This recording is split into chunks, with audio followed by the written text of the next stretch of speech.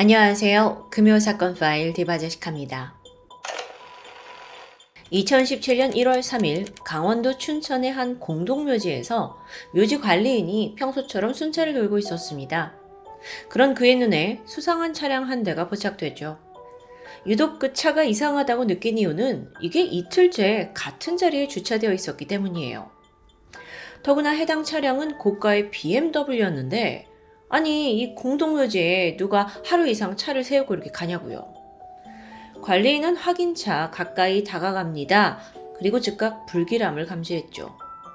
이 차량 주변으로 다량의 피가 막 흩뿌려져 있는 거예요. 게다가 이 차 옆에 벤치가 하나 있는데 그 벤치에도 핏자국이 선명했고요. 심지어 벤치 옆쪽으로는 뭔가 끌려간 듯한 핏자국까지 남아 있습니다. 관리는 즉각 이거 심상치 않다라고 느끼고 경찰서에 신고 전화를 하게 되죠. 그리고 같은 날 이 춘천경찰서에 해당 신고가 들어오고 나서 1시간 후 이번엔 경기도 남양주경찰서에 또 신고가 걸려옵니다. 남양주에 살고 있던 한 여성인데 자신의 어머니가 전날 외삼촌의 묘지가 있는 춘천 공동묘지에 나선 후에 연락이 되지 않는다는 내용이에요. 게다가 이때 딸은 의미심장한 이야기까지 남겼죠. 자신의 어머니 실종에 새아버지가 관련된 것 같다는 주장입니다. 경찰이 조회해본 결과 그 공동묘지에서 발견된 차량의 주인은 남양주에서 실종 신고가 들어왔던 52세의 여성 김 씨로 밝혀졌습니다. 하지만 그녀가 차 안에 있던 건 아니었어요. 김 씨의 행방은 여전히 묘연했죠. 경찰이 현장에 출동해서 묘지 곳곳 수색했습니다. 하지만 그 어디서도 김 씨가 나오지 않아요. 그럼 CCTV를 한번 살펴볼까요? 김 씨가 실종된 것으로 추정되는 1월 2일을 중심으로 영상을 분석했습니다. 그랬더니 1월 2일 오후 3시 김 씨의 차량이 묘지 입구로 들어가는 게 확인돼요. 그런데 이 차가 들어오기 약 40분 전에 한 2시 20분쯤인데 검은색 오피러스 차량이 한 대가 먼저 들어오더라고요. 그리고 이 번호를 조회한 결과 차주는 바로 김 씨의 남편 53세 한 씨였죠. 앞서 딸이 의심한 그 새아빠 말이에요. 김 씨와 새아빠 한 씨는 지난 2006년에 재혼한 사이입니다. 하지만 결혼을 한 이후에 한 씨가 굉장히 폭력적인 모습을 보였어요. 막 기분이 나쁘면 툭하고 막 김 씨에게 손찌검을 하고요. 경제적인 문제로도 아내와 자주 다퉜고요. 견디다 못한 김 씨는 재혼 6년 만인 2012년부터 한 씨와 별거를 했고 이혼 소송을 진행 중인 바로 그런 상황입니다. 자, 근데 생각해보세요. 가정폭력을 이유로 이혼을 앞둔 부부가 같은 공동묘지에 1시간 간격으로 들어왔다? 근데 이후에 아내는 실종된 거잖아요. 그리고 이 차량 주위로 수많은 혈흔이 발견된 거고요. 당연히 경찰의 화살은 남편 한 씨에게 향했죠. 경찰은 그가 묘지에 먼저 와서 김 씨를 기다렸다가 납치한 게 아니냐 추정합니다. 그리고 즉각 한 씨를 찾아 나섰죠. CCTV에 따르면 이 한 씨의 차량이 3시 25분쯤 공동묘지를 빠져나가더라고요. 그리고 나서 차량이 발견된 건 3일 밤 경기도 양평입니다. 이때 한 씨는 검문 중이던 경찰들을 따돌려요. 그리고 다음날 4일 한 씨의 차량이 남양주에 있는 한 교회 주차장에서 발견되죠. 이미 차를 버리고 도주한 후였습니다. 경찰이 서둘러서 그 남겨져 있는 한 씨의 차량을 수색했습니다. 그러자 안에서 다량의 혈흔이 나와요. 이 한 씨 차 안에서 나온 혈흔, 또 공동묘지에서 나온 혈흔 모두 실종된 김 씨의 것이었죠. 사실 이 사건은 단순 실종이나 납치가 아니라 살인사건일 가능성이 굉장히 높았습니다. 왜냐면 여태까지 나온 혈흔의 양만 봐도 이게 상당했거든요. 그 김 씨가 분명 어떤 심한 부상을 입은 게 확실해요. 그리고 만약 그녀가 살아있다면 병원에 가서 치료를 받았어야 했을 정도죠. 그런데 그런 흔적은 전혀 나타나지 않고 있거든요. 그렇게 경찰의 추적이 시작되고 약 일주일이 지난 1월 9일 마침내 고대하던 소식이 들려옵니다. 이 용의자 한 씨가 경기도 양평군 서종면의 한 주차장에서 체포된 거예요. 자, 체포는 됐는데 이 남자 뭐라고 그러냐면 나는 그날 그 아내를 만났다. 그 묘지에서 만나서 약간의 다툼을 했지만 실종은 난 전혀 모르는 문제다 라고 잡아떼는 거예요. 근데 또 다툼을 하는 과정에서 화가 나서 아내의 뺨을 몇 대 때렸대요. 근데 뭐 살인은 가당치도 않다 라고 발뺌하고 있었죠. 아니 그렇게 아무 관련 없으신 분이 왜 그렇게 필사적으로 도망친 걸까요? 어쨌든 경찰로서는 한 씨가 계속 부인을 하니까 수사가 벽에 부딪히고 말아요. 안타깝게도 이 범행 현장을 정확히 촬영한 CCTV는 없었고요. 흉기도 없고 무엇보다 지금 피해자의 생사조차 확인되지 않은 상황이잖아요. 경찰이 확보한 거라곤 그저 혈흔뿐이었고요. 그러니까 한 씨가 범인이라는 정황은 맞지만 결정적 증거가 매우 부족한 상황입니다. 그럼 이거 어쩌죠? 이거 다 잡고도 지금 놓치게 생긴 거예요. 경찰은 신락 같은 증거라도 찾기 위해서 다시 한번 CCTV에 매달렸어요. 특히나 사건 전후로 한 씨의 차량이 어떻게 어디로 이동했는지 꼼꼼하게 살펴보기 시작했죠. 그러던 중에 이거 봐라. 수상한 행적이 포착됩니다. 한 씨가 사건 당일, 그러니까 즉 1월 2일 밤에 한참 운전을 하고 가다가 홍천에 있는 한 하천에서 잠깐 차를 세웠더라고요. 지도를 두고 보니까 이 지점은 완전 산골짜기 도로변이에요.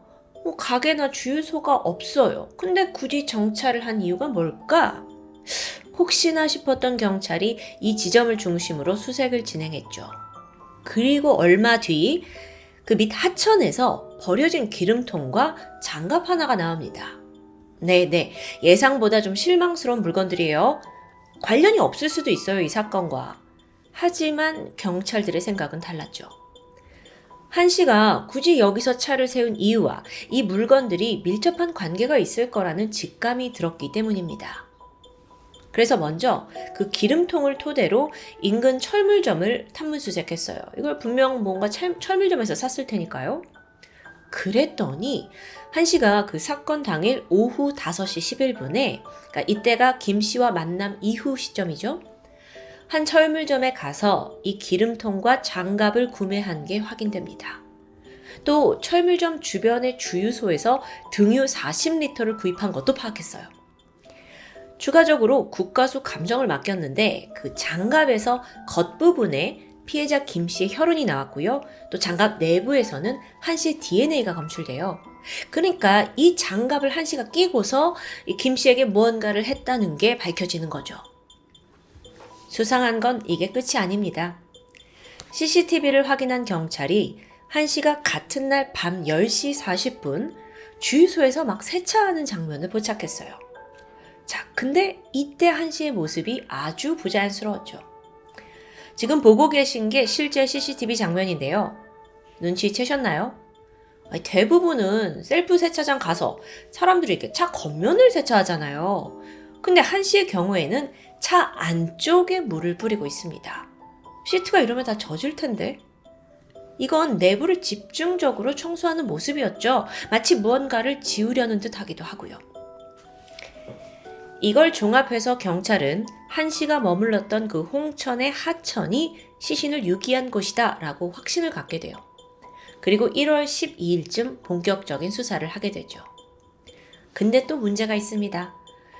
1월, 겨울이잖아요. 이 하천이 얼마 전에 찾아온 한파로 인해서 완전히 꽁꽁 얼어 있었던 거예요. 그래서 수색팀이 50cm나 되는 얼음 다 깨고 그 안을 수색하게 되죠. 정말 여기서 아무 결과가 안 나왔으면 허무했을 텐데 기적적으로 그 밑에서 뼈 조각들을 발견합니다. 사실 이게 보통의 경우였다면 물살에 휩쓸려서 다 내려갔을 거예요. 근데 사건 이후에 하천이 얼면서 그대로 남아있었던 겁니다. 자, 이렇게 뭐가 잘 풀리나 싶었지만 또 다른 난관. 국가수 확인 결과 뼈 조각들이 완전히 불에 탄 상태였습니다. 그러니까 DNA 확인이 어렵죠. 겨우 발견했는데도요. 이렇게 해결이 될 듯 말 듯. 사건이 다시 벽에 부딪히자 수사팀은 좌절합니다. 이제 또 어디서 증거를 찾냐고요. 그런데 바로 이때 천만다행으로 또 다른 중요한 사건 현장이 드러나게 돼요. 그 문제의 하천에서 차로 5분 정도 떨어진 곳에 있는 폐가였습니다. 이 폐가에서 버린 지 얼마 안 된 물건이 나왔더라고요. 그건 바로 피 묻은 헤드셋과 담배꽁초요. 자, 감식을 해보니까 이 혈흔이 피해자 김씨의 것이었고요. 담배꽁초에선 한씨 DNA가 검출됩니다. 아니, 근데 웬 갑자기 이렇게 뚱딴지처럼 폐가가 등장하는 걸까요? 어떻게 경찰은 여기를 찾아냈냐 싶었는데, 사실 경찰은 이 하천에서 뼈 조각들이 다 불에 타 있었다라는 거에 주목했어요. 그럼 이걸 어디서 태웠을까? 일대를 조사했죠. 그러다가 근처 폐가의 주방, 여기가 유력해 보였고 조사를 했더니 마침 거기서 증거가 나온 거예요. 피 묻은 게. 정말 저는 약간 짜릿함을 느꼈는데요. 이게 하천 수색에서 포기하고 거기서 멈추지 않고 일대를 다 이제 확장해서 수색한 경찰의 집념에 정말 놀라는 순간이었습니다. 어쨌든 경찰이 그 폐가 주방에 딱 들어가니까 이미 코를 찌를 듯한 그 등유 냄새가 풍겼다고 합니다. 그리고 주방에 있던 아궁이 천장에 그을음이 남아있어요. 생긴 지 얼마 안 된 그을음이었죠. 수사팀이 즉각 주방 전체에 혈흔 반응 검사를 실시했습니다. 왜냐하면 여기서 무슨 일이 일어났을 것 같거든요. 그리고 그 시약을 뿌린 결과 주방이 모두 푸른빛으로 뒤덮입니다. 핏자국이었어요. 이후 경찰은 즉시 아궁이 바닥에 남은 재를 샅샅이 파헤쳤죠. 그러자 예상대로 타담한 뼈 조각들이 발견됩니다. 또 불행 중 다행으로 그 뼈에 붙어있는 근육 조각이 몇 개 아직 타지 않고 남아있어요. 그래서 바로 DNA 검사를 맡겼죠? 그건 바로 피해자 김씨였습니다. 이때까지 정확히 시신이 나오지 않은 상황에서 무죄를 주장했던 한씨는 이 모든 증거 앞에 결국 무릎을 꿇고 말았습니다. 그리고 자신의 범행을 실토하게 되죠. 이 사건의 발단은 2년 전으로 거슬러 올라갑니다. 2015년인데 피해자 김씨의 오빠가 교통사고로 사망하는 일이 생겨요. 그리고 이때 1억 2천만 원의 사망보험금이 나왔거든요. 그러니까 여동생은 이 돈으로 오빠 장례 치르고 묘자리를 좀 좋게 마련하려고 했습니다. 아니 근데 이때 남편 한씨가 와서 가족들 몰래 이 보험금의 일부인 4천만 원을 빼돌린 거예요. 그리고 이로 인해서 오빠의 묘지에 봉분조차 올리지 못하게 됐고요. 너무 열받죠. 그리고 이 일은 당사자 김씨에게 아주 사무치게 남았어요. 아니 어떻게 남편이라는 작자가 오빠의 사망보험금을 가로챌 수 있냔 말이에요. 사실 이 일 때문에 김씨 아버지도 사위를 상대로 고소까지 진행했고 상황이 점점 한씨에게 불리하게 흘러갑니다. 이때 한씨는 이미 김씨와 별거 중이었는데 아내한테 수차례 연락을 해서 야 만나서 좋게 해결하자 라고 설득을 했죠. 여기에 김씨는 결코 만나지 않겠다, 법적으로 해결하자 라고 만남을 거부했고요. 이때 한씨가 새로운 꾀를 내게 됩니다. 그게 뭐였냐면 또 가족을 이용하는 건데 당시 아내 김씨의 어머니가, 그러니까 장모님이 춘천에 있는 한 요양원에 입원 중이었어요. 그리고 사건이 있던 1월 2일 한씨가 이 남편이란 사람이 대뜸 요양원에 찾아가서 장모님을 데려가겠다는 거예요. 난동을 피우죠. 그러니까 요양원 측이 잠시만요 하면서 보호자인 김씨에게 연락을 취합니다. 그러니까 뭐라고요? 우리 엄마를 지금 병원에서 퇴원시킨다고? 말도 안 돼 하면서 어머니를 보호하기 위해 김씨가 부랴부랴 요양원으로 달려오게 된 거예요. 한씨는 그걸 계기로 만나려고 한 거고요. 그렇게 두 사람이 만나서 다툼을 하는데 이때 한씨가 뭐라고 하냐면 여기서 이러지 말고 좀 조용한 곳으로 옮겨서 얘기하자 라고 제안합니다. 그리고 둘은 마침 그 춘천 지역에 오빠가 안치되어 있던 공동묘지에서 만나기로 했던 거예요. 그렇게 공동묘지에 한씨 차가 들어왔고 또 김씨가 도달했죠. 이때 한씨는 재결합을 제안합니다. 근데 김씨는 완강해요. 근데 한씨 입장에서는 내가 지금 자존심도 구겨가면서 상황도 안 좋은데 다 이렇게 좋게 하자고 말하는데 너무 강력한 거절을 받으니 순간 분노가 치밀었다고 설명합니다. 그래서 아내 뺨을 때렸죠. 김씨가 당황해서 이걸 피하기 위해서 자신의 차 근처로 도망치게 되는데요. 이때 한 씨는 그녀를 놓아주지 않았습니다. 그리고 무자비한 폭행이 시작됐죠. 그 과정에서 아내 김 씨는 중심을 잃고 휘청거리면서 쓰러졌는데 마침 이때 이 돌벽에 뒤통수를 부딪혀서 피를 흘려요. 근데 이런 상황인데도 불구하고 한 씨는 멈추지 않았죠. 쓰러진 그녀의 몸 위에 올라타서 머리를 잡고 벤치 모서리로 강하게 내리칩니다. 잠시 후 김 씨는 힘을 잃고 축 몸이 처졌습니다. 한 씨는 서둘러 그녀를 자신의 차에 싣고 공동묘지를 빠져나오게 되죠. 이후 시신을 유기할 장소로 홍천군에 위치한 폐가를 선택했습니다. 마침 여기가 예전에 부부가 같이 펜션을 한번 해보자, 개발해보자 해서 알아봤던 곳이라 익숙했어요. 폐가에 들어가서 한 씨는 아궁이에 장작을 쌓고 아내의 시신을 그 위에 올렸죠. 화장을 할 생각입니다. 근데 여기서 좀 괴상한 점이 있는데 아내의 시신을 이렇게 가부좌를 튼 자세, 그러니까 요가하듯 양반 다리를 앉힌 자세로 올려놨다는 거예요. 아니 왜 굳이 이렇게 했을까? 한 씨는 여기에 대해서 아내가 좋은 곳에 가기를 바랬다라는 마음으로 나름의 장례 절차였다고 변명해요. 근데 이것도 황당하죠. 이후 그는 장작에 불을 붙여서 약 3시간 동안 김 씨의 시신을 화장합니다. 거기서 뼈가루가 나오잖아요. 그 일부는 계곡에다가 유기를 했고 나머지는 아궁이 바닥에 묻어서 유기합니다. 증거를 인멸하기 위해서 세차장에 서둘러 가서 모든 혈흔을 제거하게 되죠. 이렇듯 그날의 상황을 상세하게 진술하는 내내 한 씨는 살인이 아니다. 이거는 살인이 굉장히 우발적이었다라고 주장합니다. 그러니까 재결합을 거부하니 분노가 일어나서 살해했고 또 나는 양심의 가책까지 느껴서 장례를 치러줬다는 이 황당한 이야기. 하지만 검찰은 한 씨의 범행이 계획살인이라고 판단했어요. 왜냐면 생각해보세요. 애초부터 요양원에 계신 장모님을 이용해서 김 씨를 유인했죠? 게다가 시신을 화장하고 뼈 조각까지 유기하고 상당히 치밀하잖아요. 근데 참고로 조사 중에 드러난 정말 황당한 사실 하나가 더 있는데 들어보실래요? 아니 한 씨한테 내연녀가 있더라고요. 아니 근데 내연녀가 있는데 왜 아내를 만나서 재결합을 얘기하죠? 그리고 재결합을 안 해주니까 살인을 했다? 이게 앞뒤가 맞지 않잖아요. 심지어 사건 당일 한 씨라는 인간이 시신 다 유기하고 자동차 청소하고 새벽 1시쯤 돼서 내연녀를 만났더라고요. 그리고 이때 내연녀의 증언에 따르면 한 씨의 몸에서 고기 타는 냄새가 매우 강하게 났다고 합니다. 그러니까 범행이 다 끝난 후에 옷도 갈아입지 않은 채로 내연녀를 만난 것으로 추정됩니다. 자, 검찰은 한 씨가 계획살인을 한 거다. 그래서 징역 30년이 마땅하다고 청구합니다. 하지만 재판에 들어가 보니 전혀 다른 결과가 나왔죠. 재판부는 그의 죄질이 매우 좋지 않지만 우발적인 것은 인정하겠다라면서 감형을 결정합니다.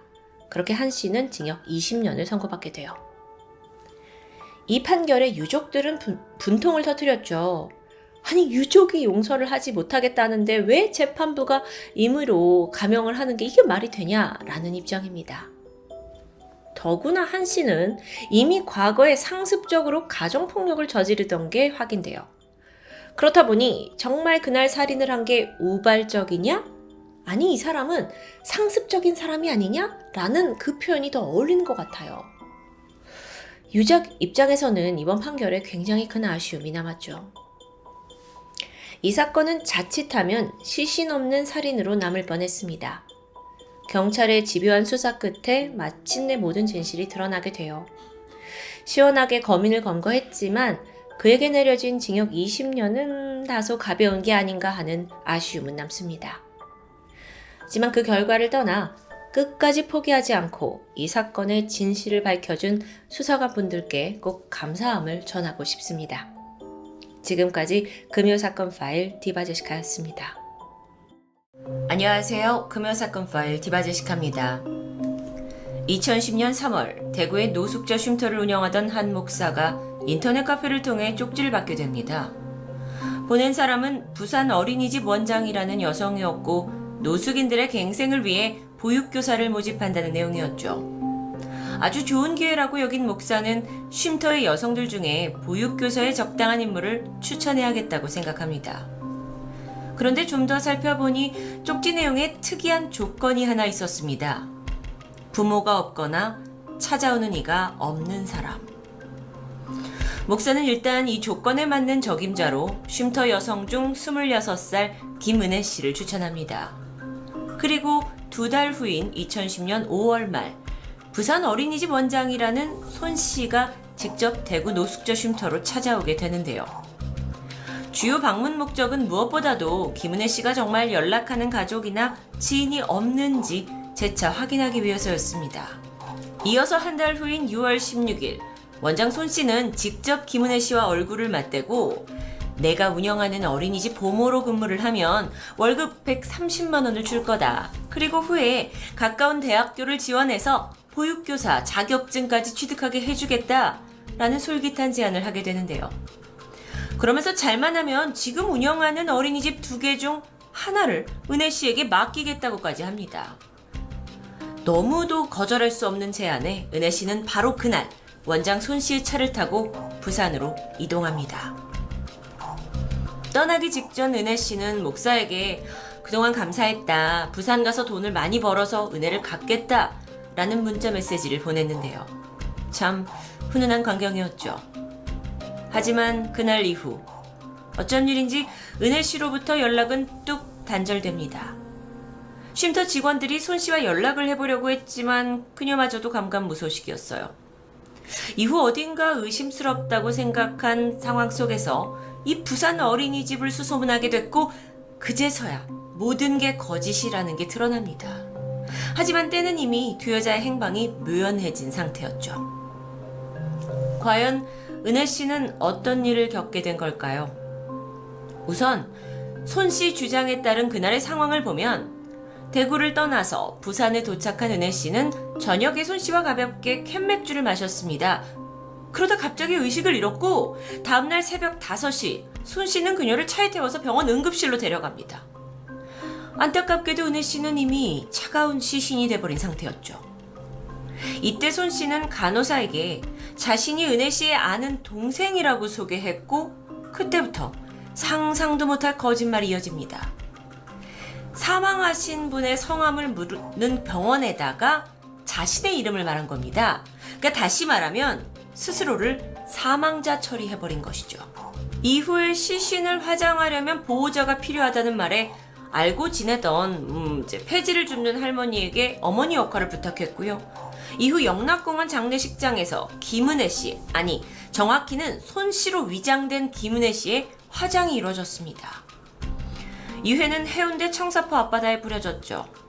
이런 와중에 당연히 노숙자 쉼터에 연락을 해야 했지만 그녀의 죽음은 알려지지 않았습니다. 그리고 본격적인 범죄 행각이 시작됩니다. 2010년 7월 손 씨는 자신의 어머니를 시켜서 내가 급성 심근경색으로 죽었다라는 거짓 사망신고를 접수하게 되고요. 그달 말 어머니가 600만 원의 사망보험금을 한 차례 수령합니다. 그리고 2달 뒤인 2010년 9월 손 씨는 이번에 2억 5천만 원의 자신의 이름으로 된 또 다른 사망보험금을 타기 위해 보험사를 찾아가게 되는데 이때 결정적으로 의심을 사게 되죠.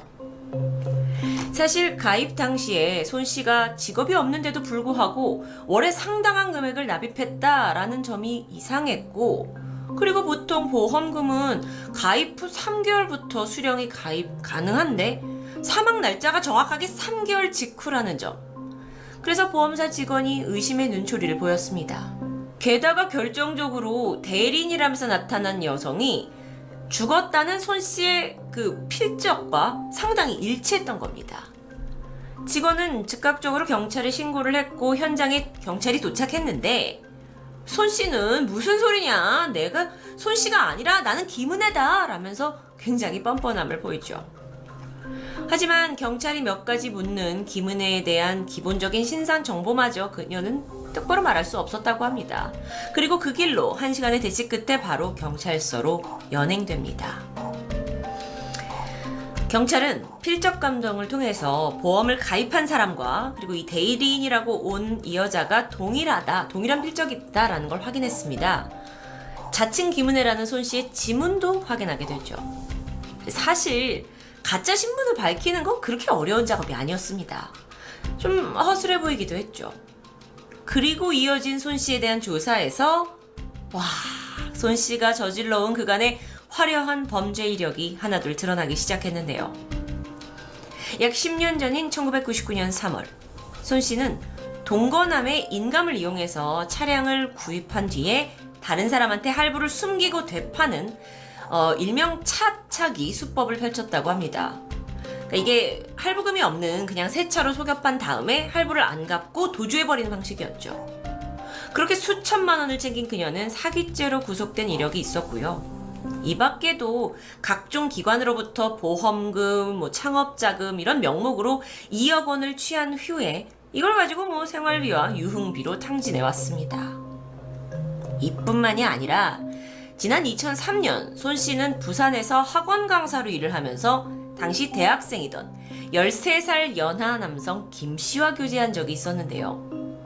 이때 당시 내가 20억 유산을 받을 거다. 우리 같이 해외를 가서 살자. 라고 제안했다고 하는데 그녀는 당시에 월 90만 원짜리 고급 승용차를 렌트로 하고 다니면서 연하 남자친구에게 비싼 선물을 사주고 재력을 과시했습니다. 과연 손 씨는 어떤 돈으로 이런 생활을 감당할 수 있었던 걸까요? 그 돈에 출처를 줬던 중 또 다른 새로운 사실이 드러납니다. 손 씨에게는 과거 동거남과의 사이에서 낳은 딸이 한 명 있다는 것.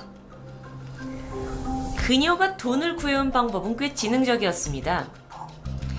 어떤 사연으로 손 씨의 딸이 백혈병 판정을 받게 되는데 한 카드사에서 진행한 백혈병 어린이 돕기 캠페인을 노리게 되고 덕분에 카드사로부터 지원금을 받아왔던 거죠. 그리고 그 돈으로 남자친구의 환심을 사면서 흥청망청 써왔던 겁니다. 그런데 얼마 후에 예상보다 빨리 딸의 백혈병이 치료되면서 또다시 궁지에 몰렸고요. 2010년 1월 5천만 원을 가지고 창업자금을 사기한 형태로 인해서 고소를 당합니다.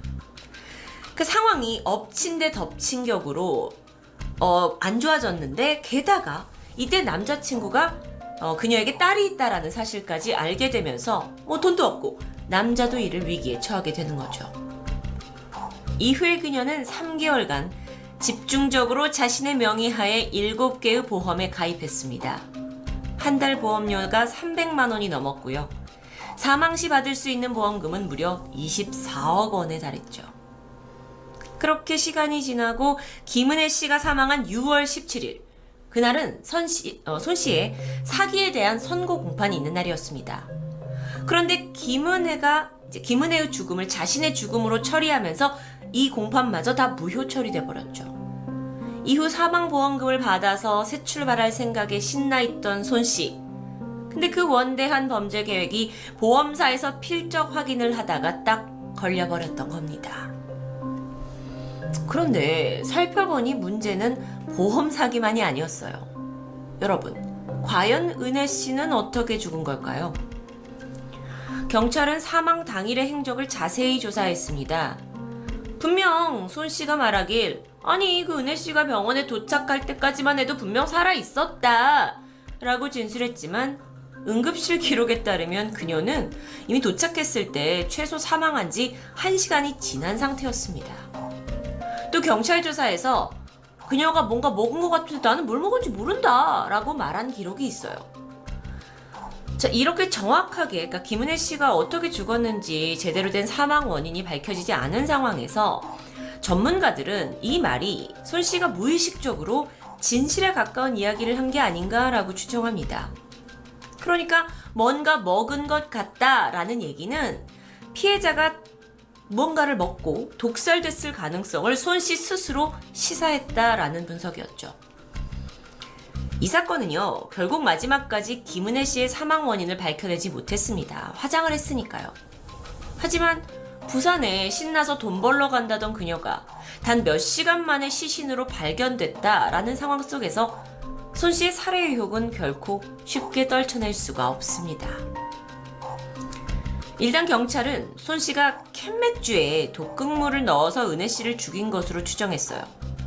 물론 여기에 대해 손 씨는 강하게 부인을 하면서 아니 내가 그날 같이 있는 건 맞다. 근데 어쩌다가 은혜 씨가 사망을 했는데 내가 순간 금전적으로 좀 힘들어서 내가 보험금을 타려고 이렇게 상황을 꾸민 것뿐이다.